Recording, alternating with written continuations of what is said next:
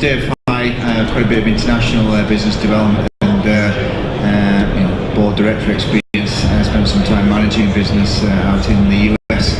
Absolutely subscribe to some of the comments today around not one size fits all, and many different types of businesses have different operating model in terms of partners and distribution, direct sales approach into customers. But when it comes to a distributor model, and I guess both of you come from a software product technology into end customers. Can you talk a little bit about your experience in terms of those distribution channels, what sort of percentage levels you would award to the distributor, how much work you do for yourselves versus the distributor as an organisation?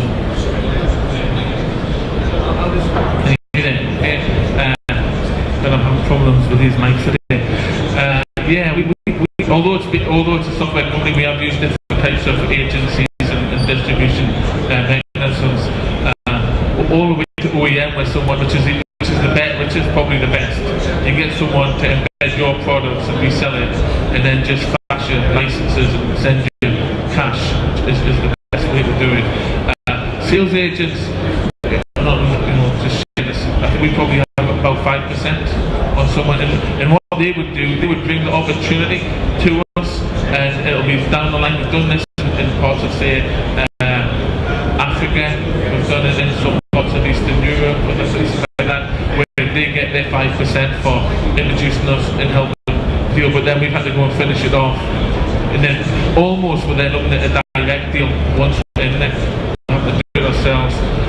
What we're doing, try to do is then see if these agents can become partners, and we would then look, if they were a reseller, then we would expect them to be able to sell and then sell the software as well as then do all the services around it, consultancy, the implementation, and that can range depending on the volume of deals they do. But it can be total 40 to 50% from my experience. Anyway, would you think on that? I think I would agree with the percentages there. Basically, agents and resellers, I think one of the things in Ireland is when you find that your agent generally needs several different products, just due to the fact that, in India, for example, I might turn over $200,000 or $300,000 a year or something. He's not going to make enough on that if he's employing a couple of people to basically run his business, so he needs maybe 4 or 5 product lines. The problem is, again, exemplified some of the people that are talking, the way we run our resellers and our agents actually is that it's my team that get to do a lot of the first demos, do the follow-up and push the sales on. And we've got quite a rigorous process through to try and get customers to buy into the product, committing to trials, committing to our time and labour with trials, WebEx as well, conferencing, stuff like that. But certainly in the margins, when I used to sell American products, software products, and we were a main dealer for AutoCAD product, it was 55, 60% margin we were getting. So you have to realise you're going to have to get quite a bit up. I do agree totally. What it says is OEM, you have to give a lot up, but it's an easy way to get good, consistent revenue without, after the initial deal set up, having to do huge amounts of work. You have to get margin away, but it's worth it. And we've now got 3 OEM deals running, and they're all pretty successful in their own way. So I definitely think that you have to look at it. And again, it's just what suits best, If I picked you up correctly there, you said that your agents are almost looking at the sort of deal initiator there. Are they finding you the leads and then you go out and... Yeah, so we've had sales agents that have come to us because they've seen some opportunities. When we scan the internet, sales teams call and they say, look, I've got an opportunity where you want to come into it. And then once you've used them, then I would go and find other ones for you. Some of them are good, some of them are, if we had a deal every time someone called us and told us we had a deal, I have a much nicer call than I have. Can I just ask Anne what the role of SDI in sort of market intelligence or sales leads is? In terms of sales leads, well, one of the things that I think we work with companies is because we've got folks overseas, so we've got our 22 offices overseas, and our people who work in those offices have their own networks, have an understanding of how those things do business. So when you have a company who comes out, we'll always encourage you to get in touch with our local officer. We'll put you in touch with the guys in our local offices and have them work the patch for you a little bit more. So it's always about accelerating and developing further leads than you currently have, saving you a little bit of time, saving you a little bit of money by actually getting out there and making those contacts before you actually get to market. So it's just an extension of your own sales office almost. You know, that's a good way of looking at it, I would suggest. That answer your question? Go ahead. Any others? Stuart.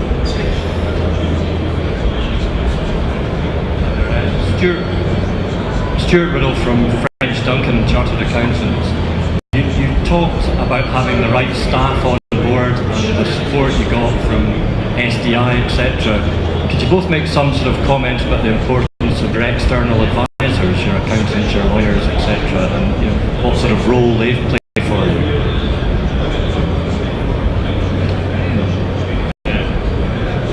Yeah, I mean, well, I suppose external advisors, I mean, we don't actually have a CFO, we just have an accountant. We have a couple of non-exec directors due to the guys that give us venture capital, although we did buy the venture capital last year, so we'll only give some 1 or 2 in now. But really, I would say they can give you, the accountants your advisors can give you some help, yeah? But in my experience, to be honest, the reality is, as a businessman, as an entrepreneur, you just have to get out there and do it.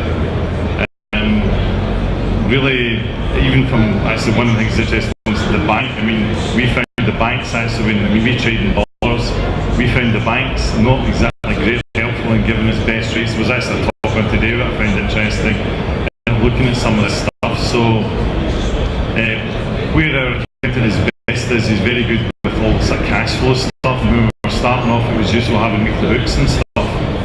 But I would have to say after that, not a lot. When you're looking to raise capital, that's when these guys come in. He's really, every time we've raised venture capital, we've reduced business plans, we've had to bring accountants and legal advisors in to help that process. So they're like a buffer maybe to the people wanting to invest money, and you need them basically. At the same time, the information, just running the business on a daily basis, I think it's really just up to directors to go on with that. And the only time, as I said, I've really found the big need for the accountant, or the advice type approach, is when we're looking at either, refinancing in the sense of getting new venture capital in or whatever in that sense. David might have some different experiences there, obviously. I kind of echo what Willie said there. I think the biggest things for us, I think, was making sure that we were well presented as we started going up the market, the business. And that when we told people there was confidence in the numbers, that was clearly important. I think the only real times we've had to use our advisors, not long after I'd done the management buyout, I turned up one day at the office and had a visit from the US IRS, who wanted to spend some time falling over us. And the fact we used PKF here, and they got an affiliate company out there that was under that brand that come out and worked with us and worked wasn't the big issue, but other than getting ready for every annual audits and things, I don't think that we've really done much else, to be honest. Any other questions from the floor? Gordon. Hi, my name's Gordon Stewart. A question I think aimed at Anne. David was emphasising how important it is to get the right people, and certainly in the past in Scotland, a great way of increasing the talent pool has been big Edwin investment, because that's attracted people into the country, whether that's expatriate Scots or other people just coming here because the opportunities were there. So I'm interested, what is STI's current priorities in terms of Edwin investment? Really good question, because we've talked a lot today about internationalisation, helping Scottish businesses internationalise. But our 2 key missions for SDI are helping Scottish businesses internationalise and attracting inward investment into Scotland. It's still very much high priority for SDI and for Scotland. If you look, for example, John referred earlier to the Scottish Enterprise Business Plan, a attracting inward investment into Scotland is still a key part of growing the Scottish economy. So we haven't let up on the importance that we give to that. And you're absolutely right, it is about attracting the right businesses into Scotland, attracting the right talent, making sure that those businesses are sustainable as well. So we've moved our strategy quite a lot over the last 10, 20, 30 years, where there used to be a lot of electronics, low-cost manufacturing businesses in Scotland. They'd come in, they'd get grants, they'd leave, and that was the end of that. Now it's about sustainable, high-value jobs, looking at attracting and developing businesses, whether they're indigenous or whether they are inward investors. It's actually about what's the high end of the operation, how can we make it more sustainable, and how can we grow and develop the economy through both ends of that spectrum, if you like. Happy with that, Gordon? Great. Any other questions? Okay, if not, then thank you for your attention, everyone. I think Anne started off very nicely by, as I said, asking us to take that first step. I think we've explored some of the myths on exporting. We've heard of some practical examples of this Smart Exporter programme. Willie gave us some insights onto that you can do this internationally, be successful on a low cost and low risk, smart way of doing it perhaps. And David shows what can be done if you get the right people on the bus and get the numpties off it. There is absolutely no substitute for getting on a plane, however.